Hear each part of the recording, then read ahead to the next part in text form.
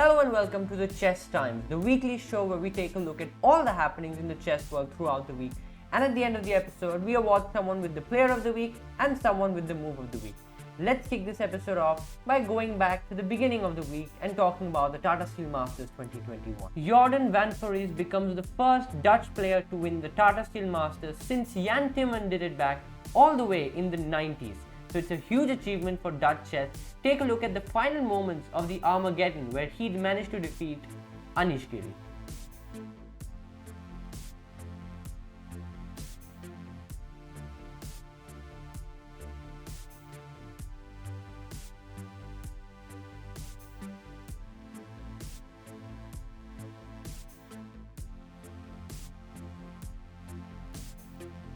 Garry Kasparov did not waste any time in congratulating the young 21-year-old for his incredible victory in the Tata Steel Masters.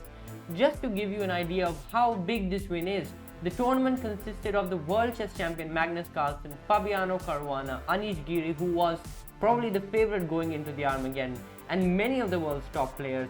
This really is a huge achievement for Jordan and Dutch chess.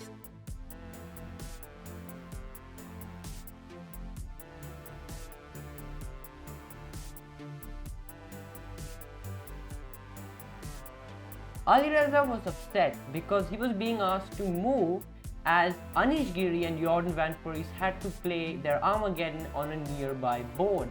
I'm not exactly certain why he would be asked to move, but he was rather upset after that, and the tournament officials did apologize over social media to Alireza later on. Alireza did later mention, however, on his stream that he really enjoyed playing the tournament, and that one small thing did not really dampen the entire event for him.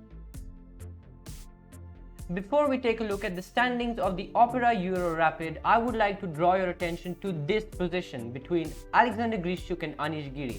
This is a very typical Ruy Lopez position. Black played knight f6, Anish Giri played knight f6, trying to enter the Berlin defense. Not trying, you have entered the Berlin defense, and here there are a few moves white can play. You can try knight c3, you can try d3, you can try castles, but never before has anyone seen the move king f1 until Alexander Grischuk said, might as well give this a try. Now he probably didn't say that, this is 100% a mouse slip. They are playing an online event, which is why it's possible for these mouse slips to happen, and exactly that's what happened here.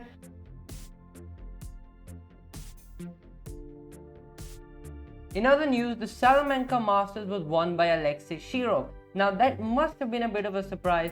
One of the greatest Spanish players to have ever lived, definitely. But you did have one of the current strongest, or not one of, the current strongest Spanish player, David Anton Guijarro.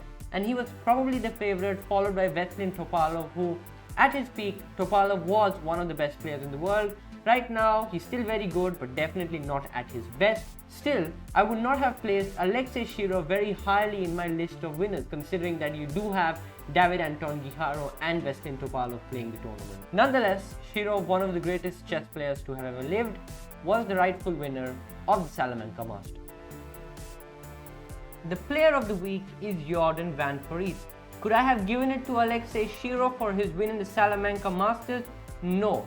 You cannot compare the Salamanca Masters with the YKZ Tata Steel tournament.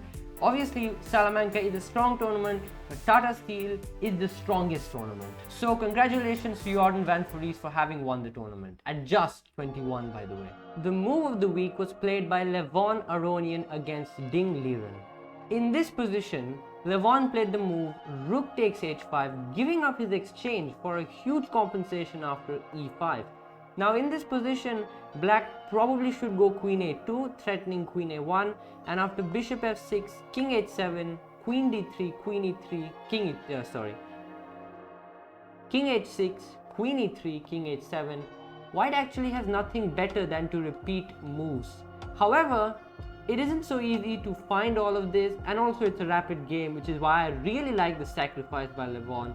Instead, Ding played the more natural king takes h7, grabbing the pawn, but now after queen d3 check, there's a problem. When you block with your queen on g6, you just take on d6, and here black is running into issues. For example, bishop c6, you start pushing your own pawn, and if you take on d7, then queen d7 is just winning for white.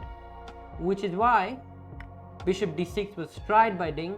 But even then, after queen takes d6, queen g5, f4, queen g7, queen d3 check, king h6, queen d6, king h7, and then he played queen d8, attacking that knight on a5, and the knight moved to c6, after which queen e8 was played, and it was in this position that Ding Liren resigned.